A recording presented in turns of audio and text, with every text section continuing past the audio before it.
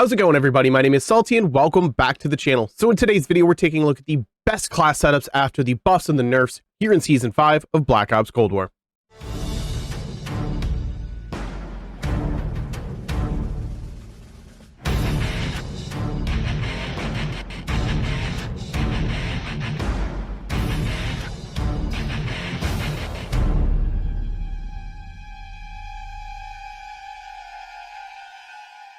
Starting in the number 5 spot, we have the brand new EM2 assault rifle that dropped in the battle pass of Season 5. Overall, a slow firing weapon, somewhat like the Man of War or the Scar H. It's just a powerful weapon, low recoil. You can play pretty aggressive with it, great movement speeds.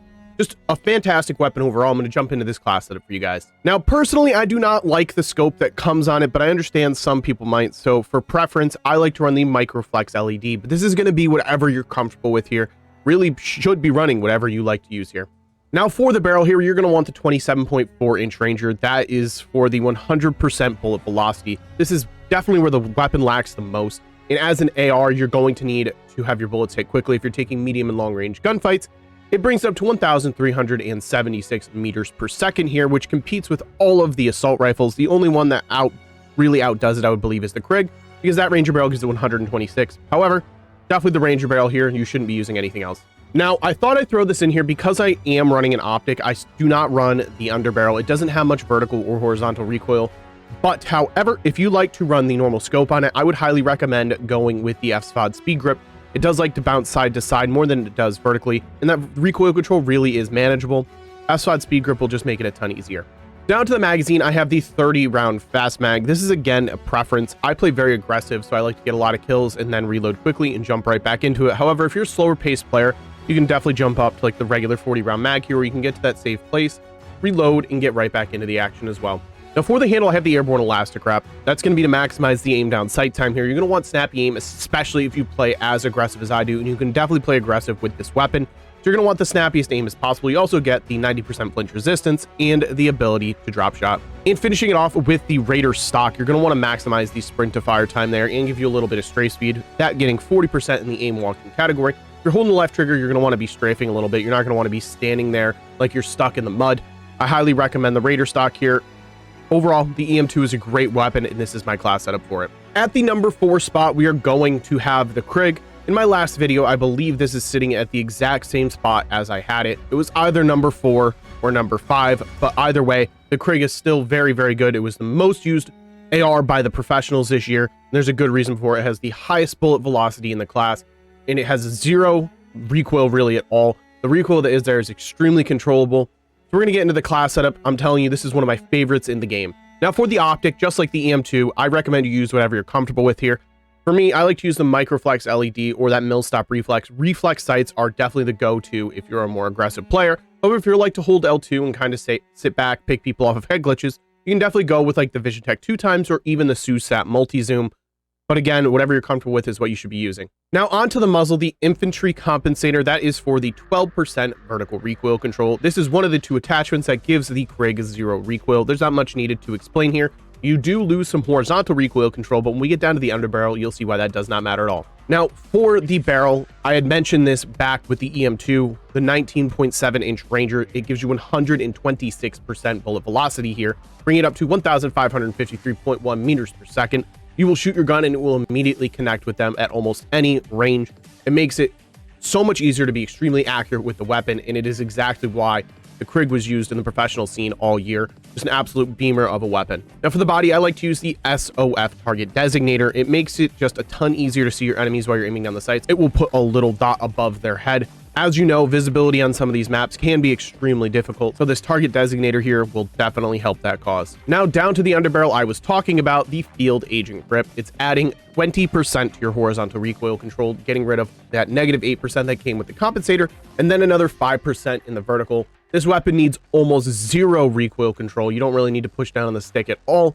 Just an absolute straight line when shooting. Now for the magazine, I personally like to use the 50 round, just the normal 50 round mag here. You can really use whatever you want. If you are playing like a bigger map and you do not need to have 50 bullets in the mag. You can go with the 40 here. You're not sacrificing any of the aim down sight time. But if you're playing a map like Nuketown being extremely aggressive, you can definitely jump down to the 50 round fast mag. You're going to be sacrificing some aim down sight time, but you're going to have the ability to reload quickly and have a ton of bullets. Just like the EM2 again, we have the airborne elastic wrap. You get 30% to the sprint to fire time, 90% flinch resistance, and the ability to drop shot. It's just that aim down sight time that is the big one there.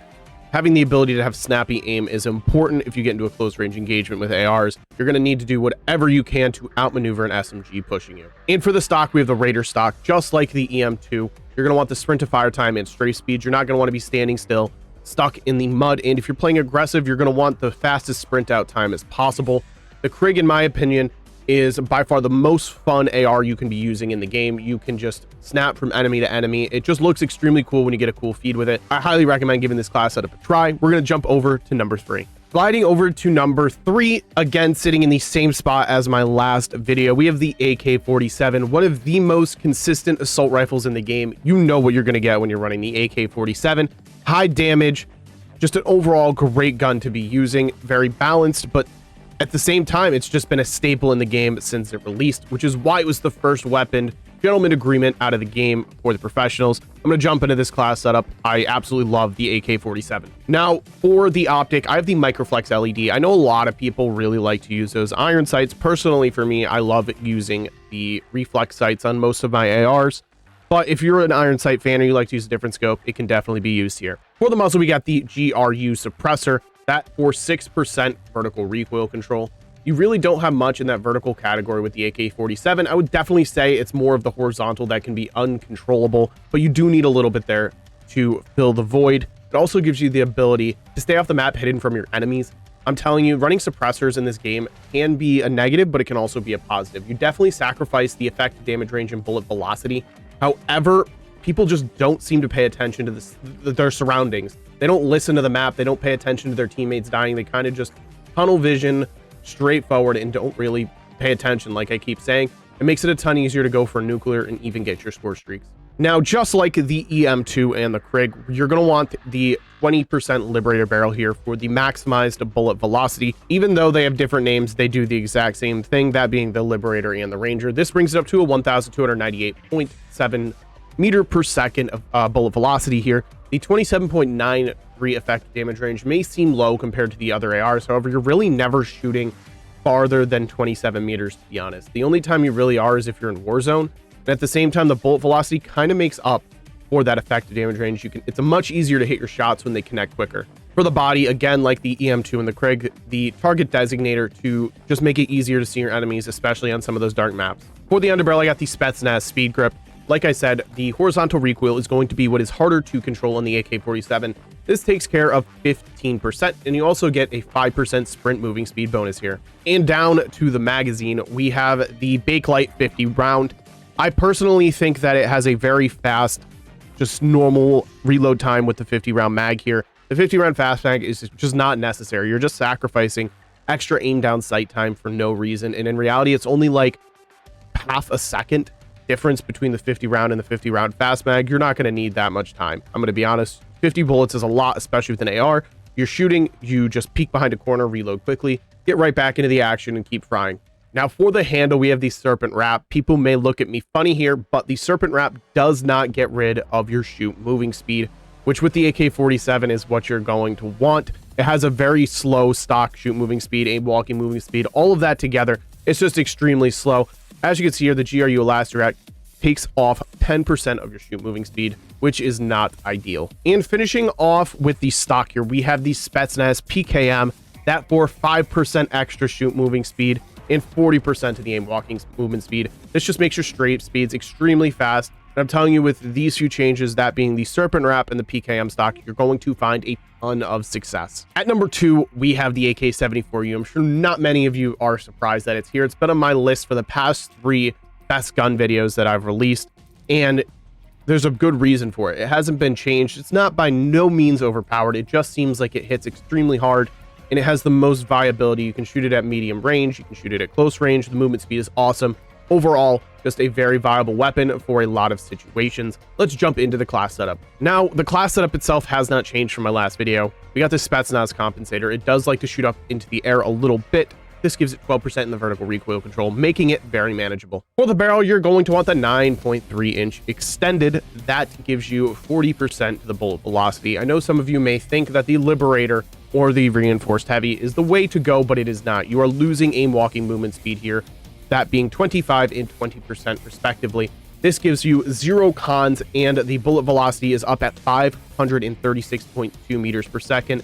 That's extremely high, especially for only 40% added. For the underbarrel, we're going to want to take care of that horizontal recoil control that was given to us through the Spetsnaz compensator. That's where the speed grip comes into play. 18% added to your horizontal recoil control and 3% added to your sprinting move speed. Now, the GRU elastic wrap is going to be our go-to here for the handle at maximizing the aim down sight time here, the ability to drop shot flinch resistance. It's just going to be for that snappy aim. When you're in those close range engagements, you're going to need as snappy aim as possible. And finishing off the AK-74U build here with the KGB skeletal stock, you're going to want to maximize the sprint to fire time here with SMGs. If you're playing very, very aggressive, you're going to want to be able to pick your gun up as fast as possible and shoot. You also get the 10% to your aim walking movement speed. If you hold down that left trigger, you will definitely notice the difference between running the skeletal stock and not. At number 1, we have the brand new SMG, that being the Tech 9. When I first used this weapon, I was not a fan one bit whatsoever. I hated it with a burning passion. Once I unlocked the burst mod repeater, I realized, wait a minute, this thing's kind of good. Really deals a lot of damage and definitely in the effective damage range category. Then we got down to the full auto repeater, and this thing is absolutely broken. I can definitely see a nerf coming rather soon, and the class setup itself is just an absolute beamer. This thing kills far too quickly. I don't like to throw around the term overpowered, but the Tech 9 is overpowered. The muzzle is where you will get the full auto repeater, 45% added. You can lose 25% of your effective damage range here, but as you can see, you're still at 15.24 meters. The fire rate is up to a 652, and your bullet velocity is at a 516.